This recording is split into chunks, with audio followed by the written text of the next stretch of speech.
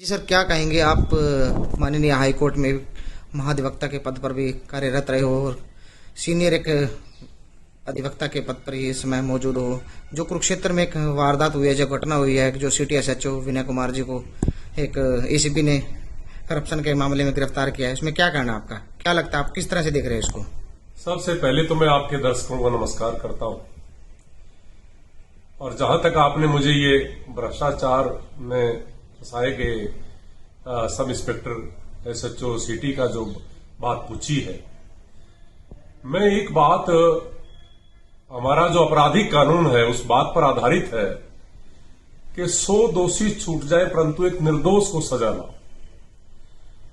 और जो तथ्य इस गिरफ्तारी के बाद जनता के सामने आए हैं और मैंने वीडियोस देखी हैं, कुछ लोगों के बयानात देखे हैं, और जो कड़ी से कड़ी जोड़ करके जो घटना के इस संबंध में जो चर्चाएं इस समय हैं, उनसे मुझे इस प्रकार का मेरा व्यक्तिगत मत है कि सब इंस्पेक्टर विनय कुमार को एक षड्यंत्र के तहत फंसाया गया है। जबरदस्ती पैसे उसकी जेब में ठूंसे गए। उसके 2 कारण मैं आपके सामने रखता हूं। प्रत्यक्षदर्शी ने जो उस समय घटना स्थल पर मौजूद थे, सैर कर रहे थे, मीडिया के सामने आके कहा कि कुछ लोग आए, जबरदस्ती पैसे दिए गए और उसको मौका पर पकड़ लिया गया। और इंस्पेक्टर ये कहते हुए नजर आया, क्या कर रहे हो, क्या कर रहे हो, और ये क्या बातचीत है, इस प्रकार की बात सामने आई। मैं हरियाणा के सक्षम पुलिस के जो अधिकारी हैं उनसे प्रार्थना करना चाहता हूं कि वहां पर मौके पर जो सीसीटीवी कैमरास हैं उनको खंगाला जाए, क्योंकि एक निर्दोष की, एक नए सब इंस्पेक्टर की सारे जीवन का जो उसकी जो जिंदगी का प्रश्न है, उसके करियर की बात है। किसी निर्दोष को बिना बात के सजा नहीं होनी चाहिए। वो दूध का दूध, पानी का पानी हो जाएगा, क्योंकि प्रत्यक्षदर्शियों ने कहा है कि घटनास्थल पर सब इंस्पेक्टर विनय कुमार के साथ जबरदस्ती की गई। और ये सीसीटीवी कैमराज से स्पष्ट हो जाएगा। दूसरा ये है कि 3 लोगों ने बयानात दिए हैं जो अचानक घटनास्थल पर पहले से घूम रहे थे, जिनका सब इंस्पेक्टर विनय कुमार से कोई लेना देना नहीं था। उन लोगों के बयान को तरजीह दी जाए, उसको आधार बना करके इंक्वायरी की जाए। अगर उनकी बात में सत्यता है तो एक निर्दोष व्यक्ति को इस प्रकार की दिक्कत ना झेलनी पड़े। तीसरी बात यह, उसका जो प्रीवियस रिकॉर्ड है इस व्यक्ति का, माननीय एसपी कुरुक्षेत्र ने जिस आधार पर उसको सिटी जैसी जिम्मेवारी दी है, उसका आचरण देखकर, उस व्यक्ति की पूर्व में की गई पुलिस की सेवा देखकर, लोगों के प्रति एक प्रकार से उसका समर्पण देख करके उसको एसएचओ लगाया था, सब इंस्पेक्टर होते हुए भी। इसलिए एक व्यक्ति को अचानक वो भ्रष्ट हो गया, इस दृष्टि से भी देखा जाना चाहिए।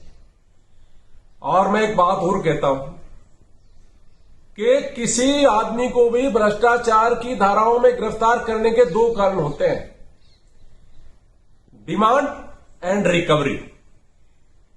क्या कोई शिकायतकर्ता के पास या जो विजिलेंस की टीम है उनके पास इस प्रकार का कोई प्रमाण है कि कोई शिकायतकर्ता ने किसी प्रकार की कोई ऐसी एविडेंस दी हो जिसमें उसने रुपए की मांग की हो? कोई ऐसी एविडेंस नहीं। और तीसरी बात यह है कि एक व्यक्ति ने 3 लाख रुपए तो आराम से दे दिए, शिकायतकर्ता जी 3 लाख में परसों दे के आया, और 50,000 रुपए में देने में उसको दिक्कत हुई। मेरा प्रश्न यह है कि उसको 3 लाख रुपए देते समय दिक्कत क्यों नहीं? उस समय भी वो शिकायत कर सकता था। और जहां तक बात है, डिमांड नहीं थी पैसे की। और दूसरी बात, इस बात का प्रमाण क्या है, जो आरोप लगाया जा रहा है, निश्चित तौर पर इस बात का प्रमाण क्या है कि उसने कहा जी मैं आपको गिरफ्तार कर लूंगा, आपके वारंट हो गए। ये तो हियर से है, मुंहजबानी बात है। लेकिन घटना के एक मामले से और भी जोड़कर देखा जा रहा है कि ऐसे नौजवान सब इंस्पेक्टर ने किसान यूनियन के नेता गुरनाम सिंह चढ़ूनी को गिरफ्तार किया था, एफआईआर दर्ज की थी और शिकायतकर्ता पेशे से किसान है। इस संभावना से भी इनकार नहीं किया जा सकता कि दोनों के बीच में गहरे संबंध है, क्योंकि एक ही इलाके के रहने वाले। उस गिरफ्तारी के विरोध में, उस गिरफ्तारी का बदला लिए जाने के कारण एक नौजवान सब इंस्पेक्टर को बलि का बकरा बनाया गया। इसकी जांच बाकी है और मैं पुलिस विभाग के उच्च अधिकारियों से प्रार्थना करना चाहता हूं कि अगर ये निर्दोष को फंसाया गया है, इसकी पुनर्जांच की जानी चाहिए और अगर ये निर्दोष पाया जाता है तो अपने सैनिकों का बल बढ़ाने के लिए, उनका उत्साहवर्धन करने के लिए अपनी टीम के नौजवानों को, जिनके कंधों पर, जो पहले से ही सिस्टम का शिकार हुए हैं, कहीं एएसआई मर जाता है, कहीं पुलिस विभाग का एक बड़ा उच्च अधिकारी जो भारतीय सेवा में, पुलिस सेवा में था, ये इस प्रकार की गंदी और ओछी मानसिकताओं के शिकार हुए लोग हैं। और पुलिस विभाग में जब पुलिस के बड़े अधिकारी अपने जवान को बचाने के लिए आगे नहीं आते, घटना की स्थिति को निर्दोष था या दोषी था, बहुत समय लग जाएगा साबित करने में, लेकिन इसकी पुनः जांच होनी चाहिए। इस मामले में 100% षड्यंत्र की बू आ रही है। उसका जो पहला आचरण था, किसी और ने उसके ऊपर कभी आज तक रिश्वत का इल्जाम नहीं लगाया। तो हम माननीय डीजीपी साहब को भी मिलेंगे इस बारे में और एक कोशिश करेंगे। हालांकि मेरे इस विनय कुमार से अभी तक कोई जानकारी नहीं है, लेकिन जिस प्रकार का मीडिया में देख करके जो कड़ियां गुरनाम सिंह चढ़ूनी की गिरफ्तारी से लेकर के अभी तक जो जुड़ती जा रही हैं, उनसे ये मामला संदिग्ध हो गया। देखो, मैंने वीडियो देखी और मैं 30 साल से वकील हूं। माननीय हाईकोर्ट में उप महाधिवक्ता के रूप में मैंने काम किया।